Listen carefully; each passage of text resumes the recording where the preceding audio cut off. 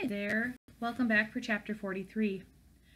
Where to start actually fell to healing the Sea King, as his situation seemed the most urgent. As they all gathered around the merman with human legs, Jack shifted impatiently from side to side and noticed May doing the same thing. "I'm waiting for something else to come along and ruin this for us," he whispered to her, as the Fairy Queen did in all green quietly hummed over the merman, his injuries disappearing with every chorus of the song. "It's a fair bet," May said, looking at nothing. "Can you see Merryweather?" Jack glanced around at the other 5 or so Fairy Queens standing nearby and shook his head. "But don't worry, she'll be here." "Will she?" May said without looking up. "I mean, come on. You really think that after all of this that my grandmother won't have some way to mess with us all?" "She's not your grandmother," Jack said, shaking his head. "Prove it," May said, still not looking at him. "I did what I did for Mariella," Megan told the nearest Fairy Queen. "I would not have brought them back here for your sake." The Fairy Queen, a smaller woman dressed in all purple, looked at her quizzically. "Mariella? Why, her spirit returned here years ago.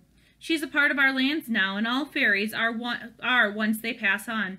So yes, you did this for her as well."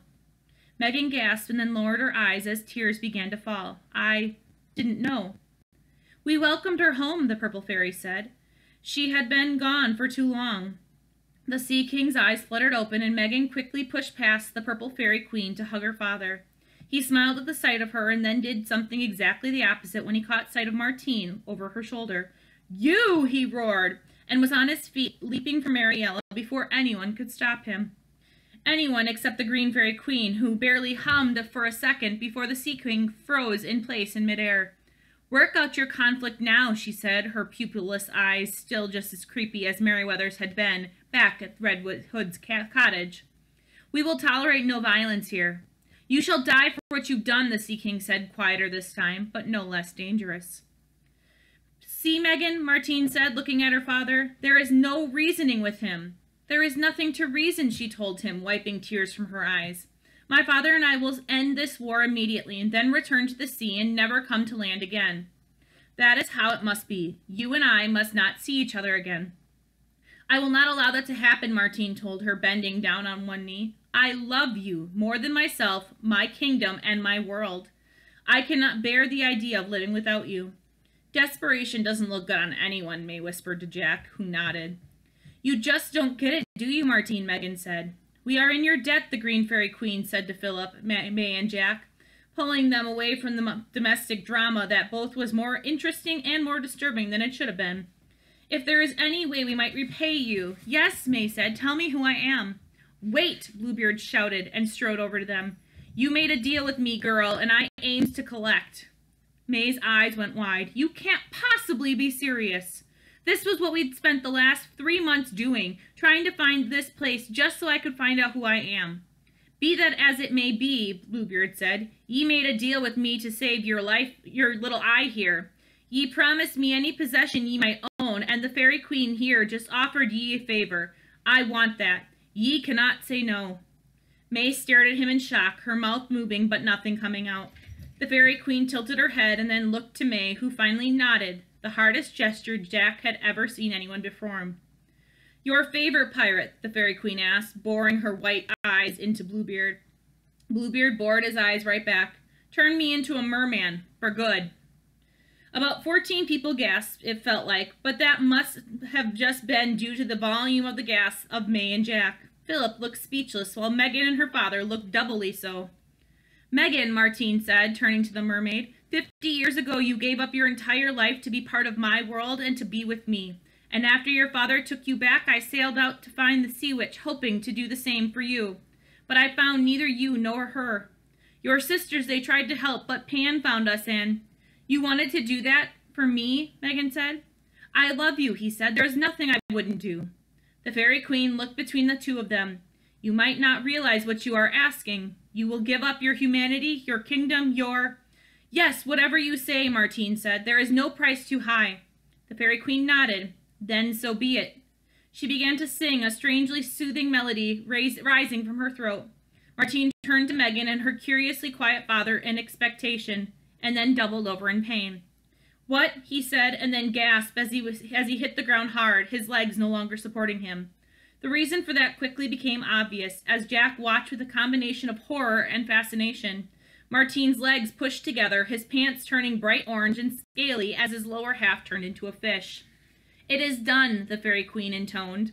"You shall forevermore be a merman with all that it entails."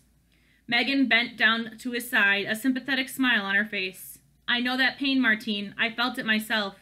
You truly intend to live below the ocean with us and place yourself under the rule of my father?" The Sea King's eyes went from enraged to gleeful, and for the first time Jack saw the monarch smile. Martine watched that smile with a certain dread and then nodded. "Of course, I would have done so 50 years ago." "You know that things cannot go back to that point," Megan told him. "Mako loves me, and I have a life." "I just want to be part of it," Martine said, "and whatever comes, comes." Jack looked from Martine to Megan and then over at Philip, who was watching with the proceedings with a joyful smile.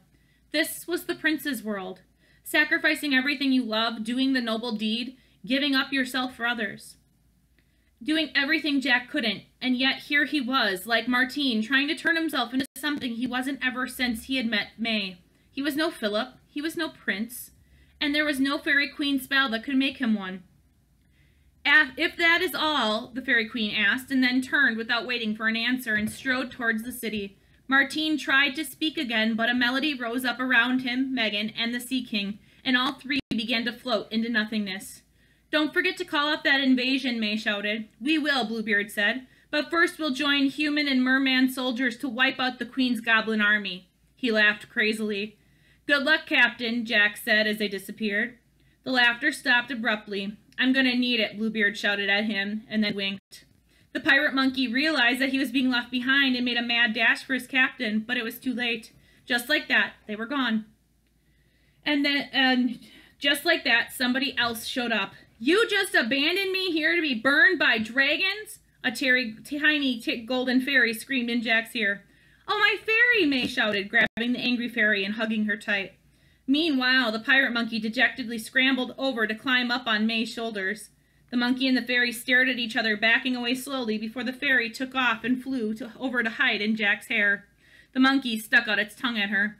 "Oh, great," May said, yanking at the monkey again to pull him off of her, accomplishing nothing. "Speaking of annoying," Jack said, "Philip, you never explained how you dispelled the curse." At this, the prince went bright red and glanced around at the fairy queens and lesser assorted fairies, as if he were watching for someone. "That is a long story." "Philip!" someone shouted, and then tackled the prince bodily and knocked him to the ground. Jack started to leap to the prince's aid and then realized that Philip's attacker was a dirt-covered girl about their age with reddish-brown hair and a sleepy stare that, combined with her dazed grin, didn't exactly scream danger. "That is my long story," Philip said simply, "and I'll see you guys for the next chapter. Bye."